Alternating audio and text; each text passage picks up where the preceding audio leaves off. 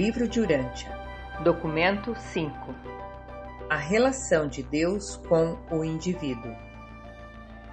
Se a mente finita do homem é incapaz de compreender de que modo um Deus tão grande e majestoso como o Pai Universal pode descer da sua morada eterna na perfeição infinita para confraternizar com a criatura individual humana, então esse intelecto finito deve depositar a sua segurança de comunhão divina na verdade do fato de que um fragmento real do Deus vivo reside no intelecto de cada mortal urantiano de mente normal e com uma consciência moral.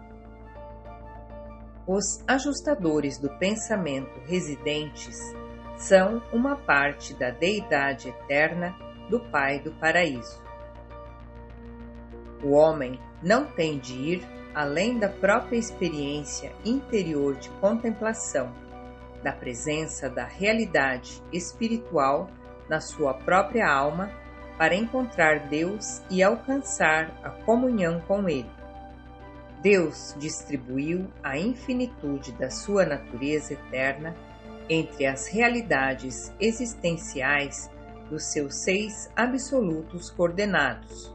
Contudo, ele pode, em qualquer momento, fazer contato pessoal direto com qualquer parte, fase ou espécie de criação por meio da atuação dos seus fragmentos pré-pessoais.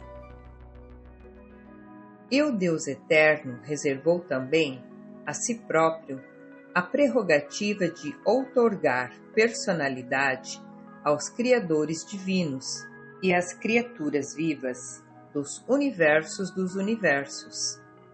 E ele se reservou, além disso, a prerrogativa de manter um contato direto e parental com todos esses seres pessoais por meio do circuito da personalidade. 1. O caminho até Deus. A incapacidade da criatura finita de chegar até o Pai infinito é inerente, não ao retraimento do Pai, mas à finitude e às limitações materiais dos seres criados. A magnitude da diferença espiritual entre a mais alta personalidade em existência do universo e o mais baixo grupo de inteligências criadas é inconcebível. Ainda que fosse possível as ordens mais baixas de inteligências serem transportadas instantaneamente até a própria presença do Pai, elas não saberiam que estariam junto dele. Seriam tão insensíveis à presença do Pai Universal quanto o são agora. O homem mortal tem diante de si um caminho longo, muito longo mesmo, a ser percorrido, antes de poder, de uma forma consistente e dentro dos domínios do possível, pedir o seu salvo-conduto para estar na presença do Pai Universal no paraíso. Espiritualmente, o homem deve ser transladado muitas vezes antes que possa atingir um plano que lhe permita ter um descortino espiritual tal que o capacite a ver ao menos um dos 7 espíritos mestres. O nosso Pai não se esconde. Ele não se encontra em reclusão proposital. Ele mobilizou os recursos da sabedoria divina em um esforço sem fim para revelar a si próprio aos filhos nos seus domínios dos universos. Uma grandeza infinita e uma generosidade inexprimível estão ligadas à majestade do seu amor, que o leva a almejar a associação com todos os seres criados capazes de compreendê-lo, amá-lo ou aproximar-se dele e, portanto, são as limitações inerentes a vós e inseparáveis da vossa personalidade finita e da vossa existência material que determinam o tempo, o lugar e as circunstâncias pelas quais podeis realizar a meta da jornada da ascensão mortal para chegar à presença do Pai no centro de todas as coisas.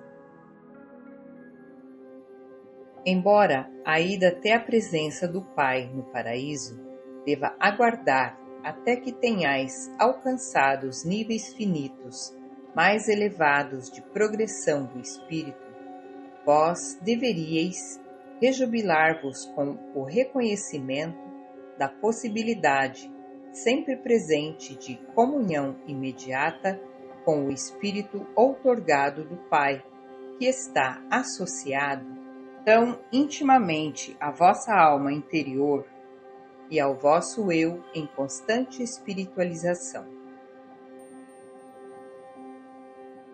Os mortais dos reinos do tempo e do espaço podem diferir muito pelas capacidades inatas e dons intelectuais, podem desfrutar de ambientes excepcionalmente favoráveis ao avanço social e ao progresso moral, ou podem padecer da falta de qualquer ajuda humana à cultura e aos supostos avanços nas artes da civilização.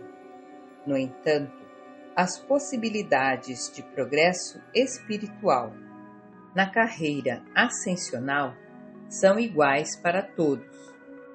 Graus crescentes de discernimento espiritual e dos significados cósmicos são conquistados de um modo inteiramente independente de todas as diferenças sociomorais entre os ambientes materiais diversificados dos mundos evolucionários.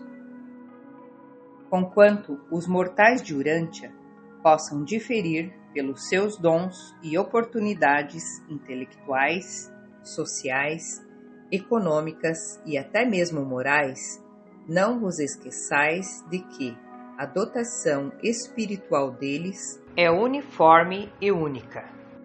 Todos desfrutam da mesma presença divina da dádiva do Pai, e todos são igualmente privilegiados em poder buscar a comunhão pessoal íntima com esse Espírito residente de origem divina e, da mesma forma, todos eles podem igualmente optar por aceitar a liderança espiritual uniforme desses monitores misteriosos.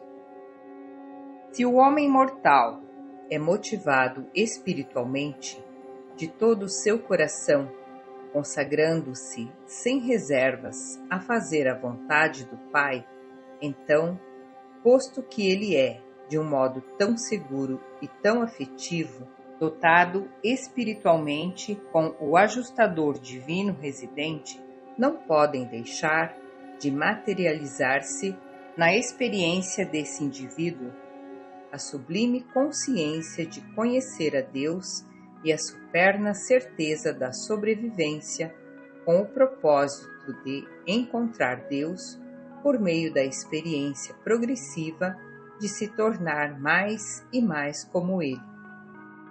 O homem é espiritualmente residido por um ajustador do pensamento de sobrevivência eterna. Se tal mente humana for sincera e espiritualmente motivada, se tal alma humana deseja conhecer a Deus e tornar-se semelhante a Ele, se quiser honestamente fazer a vontade do Pai, não existe influência negativa alguma de privação mortal, nem poder ativo positivo que possa impedir que essa alma, divinamente motivada, ascenda com segurança aos portais do paraíso.